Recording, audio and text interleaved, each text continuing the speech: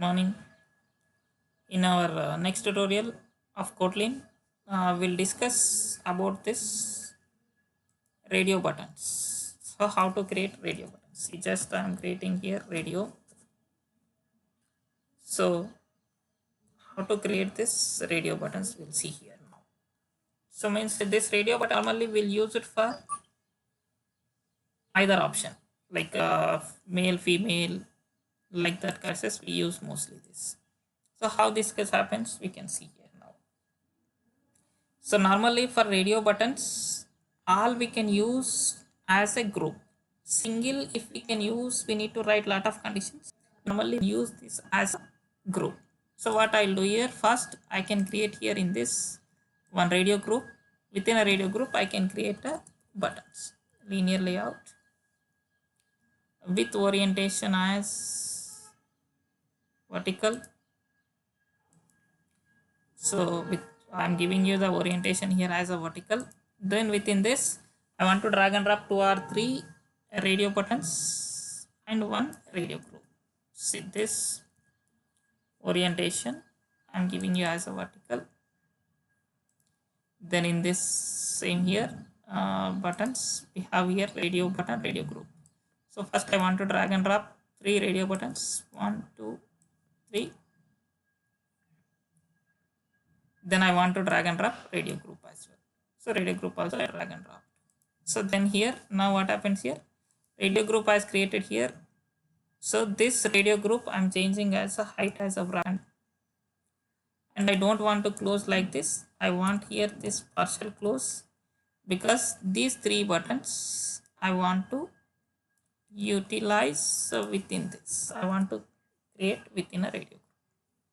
Then here radio group has some extra property, that is orientation. I'm giving the orientation as horizontal. I want side by side. But now these all are outside because of the match parent. I'm changing this as a wrap content. This also I'm changing as a wrap content. This also I'm changing as a wrap content. So now 3 buttons are created here like this. So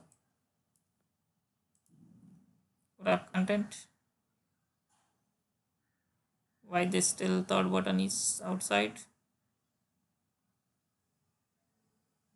Here first for this I'm changing this ABC. So for this I'm giving as XYZ. For this I'm giving you something value like this. So also here for this, if you want to give on a functionality, we can apply the functionality for radio group. So because of that, for this I'm giving you the ID as radio group. I'm giving the ID as radio group. Now I want to write the functionality here. So simply here I'll write the functionality here now, that radio group, so it should come radio group dot set. For here also I'm using the same checkout change listener only. So on checkout change listener, on checkout change listener. So then here now like this. So in this now, last time it's here boolean value is checked, now it's a integer value, means now I need to write if else condition but based on the ID. So now I'll write like this, checked ID equal to r dot id dot radio button. If it is radio button, I could write something again here else, but here we have one more 3 parameters, else if. Now here again we need to write here checked ID equal to r dot id dot radio button 2. So for the third one, no need to select condition because these 2 cannot execute automatically, that can execute the last one.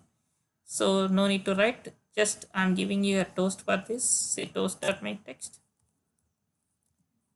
This at the rate main activity, this at the rate main activity. Then here last one I'm putting this toast dot, then dot show. Then in remaining 2 places also I'm writing this why I took 3 means just I want to show you if else we check this, but else if will come how it can handle. Because of that I took exercise like this. So something like this. So now I'm running this application. We can see how this happening here. This. So once I run this application, we can able to check here now how this happening this now.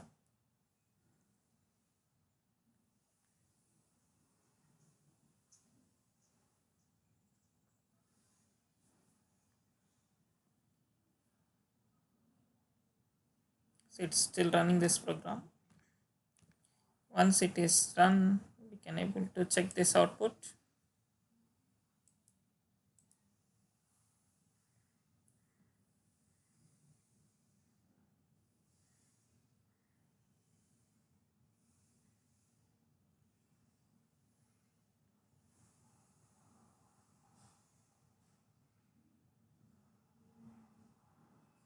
So it's installing now. See here now I'm selecting this. Yeah. See every time its only selection is one. This is both this radio buttons with radio group. This we can use our regular basis lot of places. So this we can in coming sessions we can see this how to use this all are in application level, that we can able to understand that. So to get more updates please subscribe.